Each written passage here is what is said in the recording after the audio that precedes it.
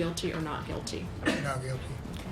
New developments today at a murder that happened more than a quarter century ago.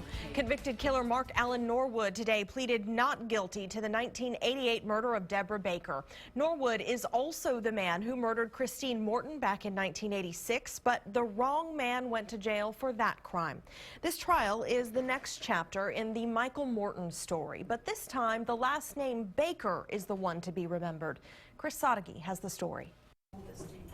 He hadn't publicly been seen since last March, but Mark Norwood walked into court on Thursday with a new clean-cut look. But for Caitlin Baker, some things can't be manicured. He's just sort of an evil presence. While Michael Morton's story made headlines, while questions were answered, laws changed, and history rewritten, Baker and her family were forced to wait. Now, it's their day. Did then and there intentionally cause the death of an individual, namely Debra Baker? It's a really good feeling, actually hearing Mom's name in court this morning and hearing the indictment read. It was very exciting in a weird way. Caitlin's mom, Debra, was murdered in 1988. The crime scene and autopsy looked very similar to the Christine Morton murder, for which Norwood is already convicted.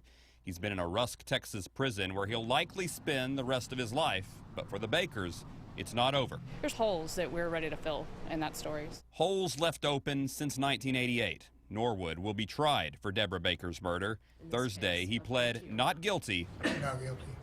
And that's exactly what the Bakers wanted. So I'm glad that he did, because if he tried guilty, we wouldn't actually have a chance at trial. And I want it to go to trial. And this time, the Bakers are no longer in the back seat. From the Travis County Justice Complex, Chris Sadeghi, KXAN News. Well, Norwood's conviction in the Morton case last year is still being appealed, and the trial for Baker's murder cannot happen until that appeal is settled. Judge Julie Kosurik says she'll ask the appeal process be sped up. Even still, the Baker trial isn't expected to begin for another 6 to 9 months. Norwood became a suspect in both the Morton and Baker murders when Christine Morton's husband Michael was fighting in court to prove his innocence back in 2011.